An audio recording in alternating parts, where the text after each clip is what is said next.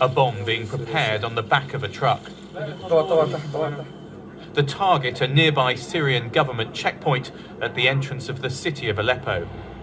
This video was shot by reporters for the New York Times, who spent 5 days with a group that fights under the banner of the Free Syrian Army. The group call themselves the Lions of Tawhid and say they'll accept nothing less than the end of the regime of President Bashar al-Assad. This 52-man unit is led by a former accountant and is becoming increasingly organised as the bloody battle for the city of Aleppo continues. They've taken over the abandoned flat of a police captain loyal to the regime, who's left his personal possessions behind.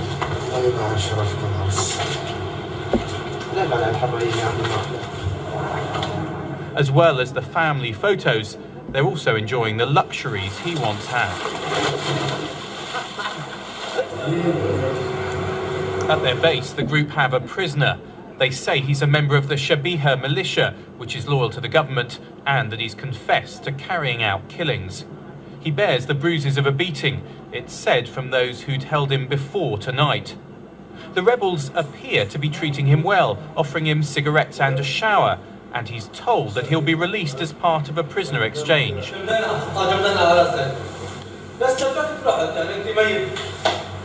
Blindfolded, he's driven towards the city. He's told all he'll have to do is drive the truck towards a government checkpoint.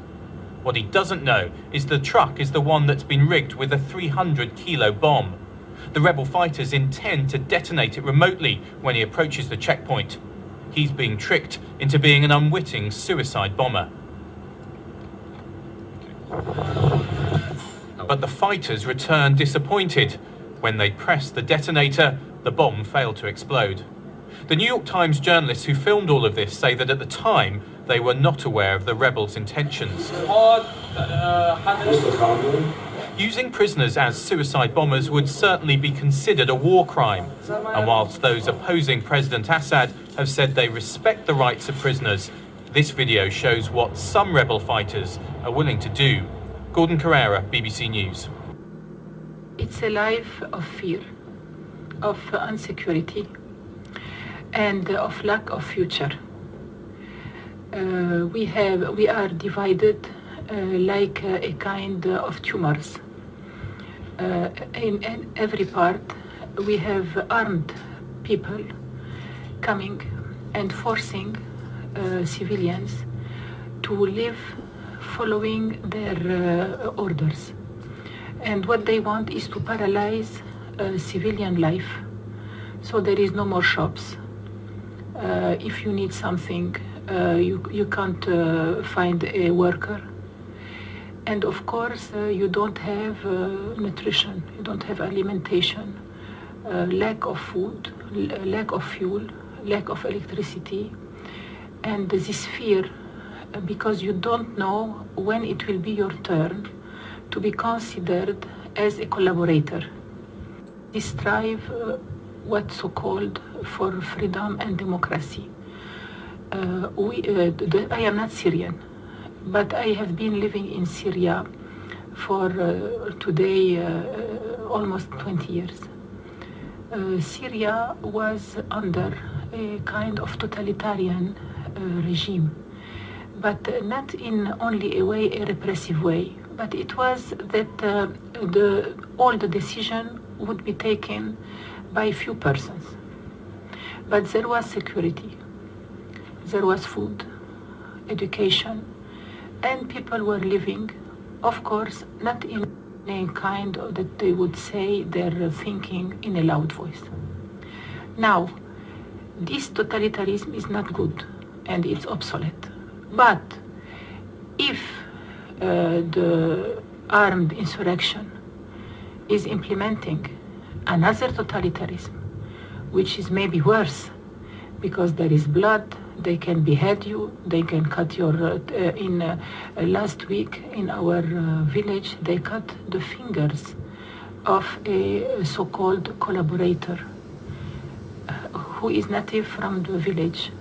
Then they behead him, and they cut him in piece, and they left him in the street where even children would see it.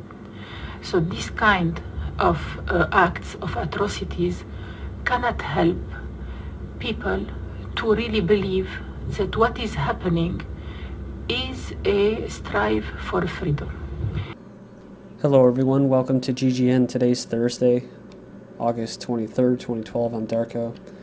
All the headlines and links will be posted in YouTube's video description, so check them out if you'd like. First article I have up is Syrian insurgents draft more al-Qaeda militants amid raging clashes. It says here that among the foreign nationals fighting alongside them against the Syrian government are militants known to be linked with al-Qaeda terrorists.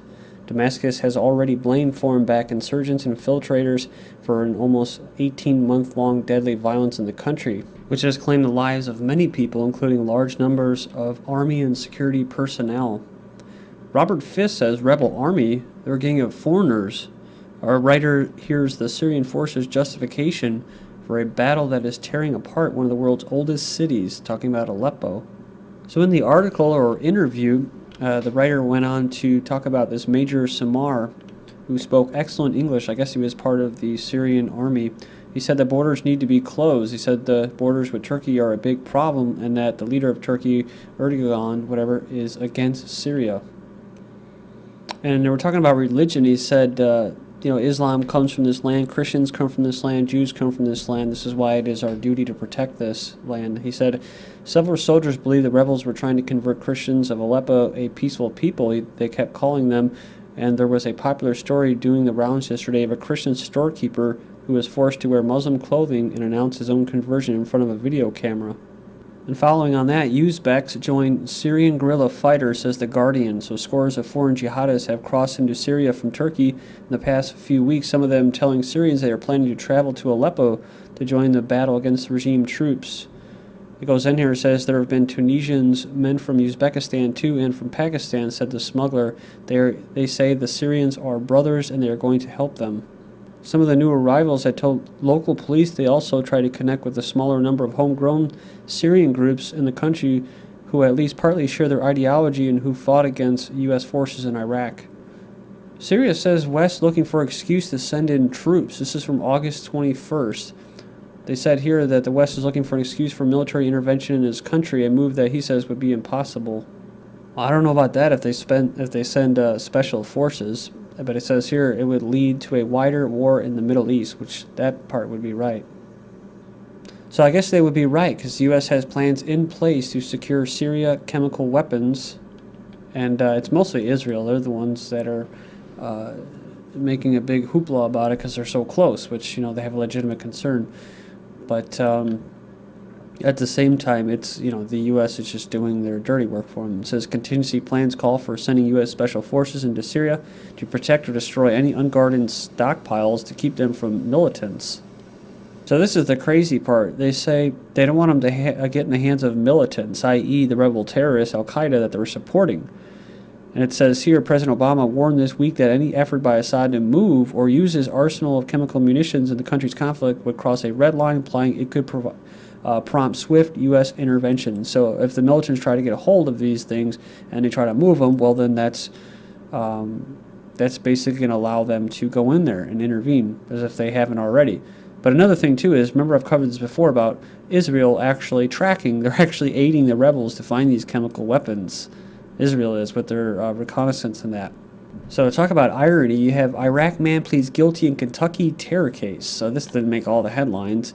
But it says an Iraqi man charged in Kentucky with supporting terrorism in his native country pleaded guilty just hours after a judge was told the government can prove he worked with insurgents to kill U.S. troops. So these are the same people that the U.S. is now funding, right, in Syria. And they may not be killing troops, but they're killing civilians.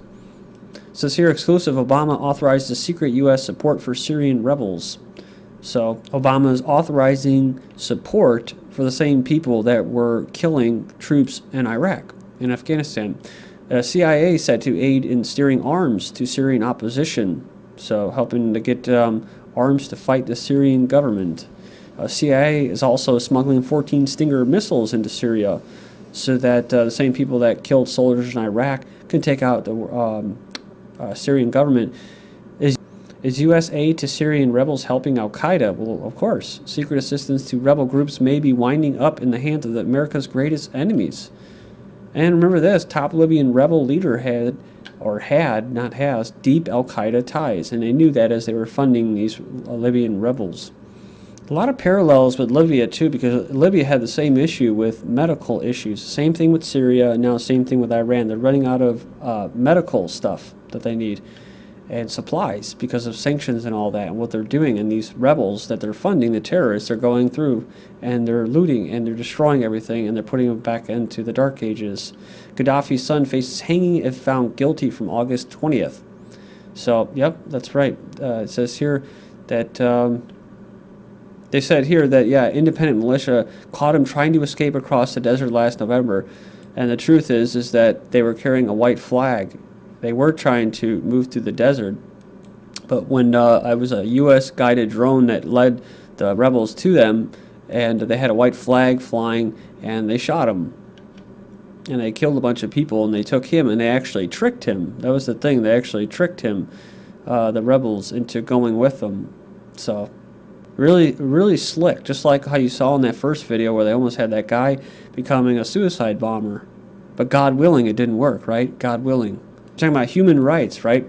Like I've already mentioned this before, there was a lot of things that were in Libya as far as what the money that they got from their oil reserves was going towards the people. So, I mean, they actually were for human rights. But you see, Amnesty International welcomes the ICC, International Criminal Court decision on Saif Islam al-Gadaffi, calls on Libya to comply, which they have, because it's a puppet government. It says here, Amnesty International is U.S. State Department propaganda. It's run by the U.S. State Department, funded by convicted financial criminals, and threatens real human rights advocacy worldwide. And they're talking about, of course, in Russia, the feminist group, the Riot, with the goal of undermining the Russian government. And Suzanne Nozel, previously of the U.S. State Department, is now executive director of Amnesty International. So just to back up what I was saying about these sanctions and what they're doing, Iran medics warn against deadly upshot of West sanctions, said although the West sanctions do not ban the sale of medicines to Iran, they block every financial route needed to obtain drugs for patients suffering from diseases like diabetes, kidney failure, hemophilia, multiple sclerosis, and leukemia. Then next up, Romney selling American blood to Zionist criminals, says Ann, by expressing support for an Israeli military strike against Iran. It says here, Gordon Duff said Romney was groveling to the organized crime groups operating through Israel's Likud party, dominated by the Koch brothers, American gasoline speculators, casino boss, and Rupert Murdoch. So Romney traveled to Israel on July 28th, says here, designed to shore up his foreign policy credentials abroad and woo the Jewish voters at home. He has found the mother of all causes, selling the promise of an American war fought by Americans, financed by Americans, American dead, American blood, American collapse. A war demanded by not Jews of the world, but by organized crime groups. But this woman says anti-Iran rhetoric reflects U.S.-Israel implosive crisis. So she's saying it is smoke and mirrors. She goes, all this constant threat of war is an effort to change the terms of the debate, seized back the limelight at a time when Israel and the U.S., there is a complete economic crisis. And she makes a good point. It says here, many in middle class say they are doing worse financially. It says here, a survey released Wednesday by researchers found that despite many challenges they face, the nation's lowest income individuals are nonetheless thankful they don't have to endure the unique hardships of the nation's long-suffering middle class. So the unrealistic expectations and false hope they experience must be unbearable, New Jersey hotel clerk told researchers, noting that while her $22,000 annual salary barely covers her rent and groceries each month, at least she doesn't operate under the flawed assumption that her situation will somehow improve. Remember George Carlin said about the American dream, you have to be asleep to believe it. 2000s were lost decade for middle class, says household incomes net worth shriveled. I find that I'm running in place at best, and in some areas I'm probably slowly falling behind, says John Connor. And that's not John Connor from the Terminator. He's a garage owner in New Jersey. The 2000s were a lost decade for America's middle class that left them poorer and more pessimistic than the 10 years earlier, according to Pew Research Center. It says here that they fell from 61% in 71 to 51% today. It says half of those moved into the upper class bracket, which now controls more wealth than the middle class for the first time in 40 years. Join me in part 2 and we'll continue with the economy.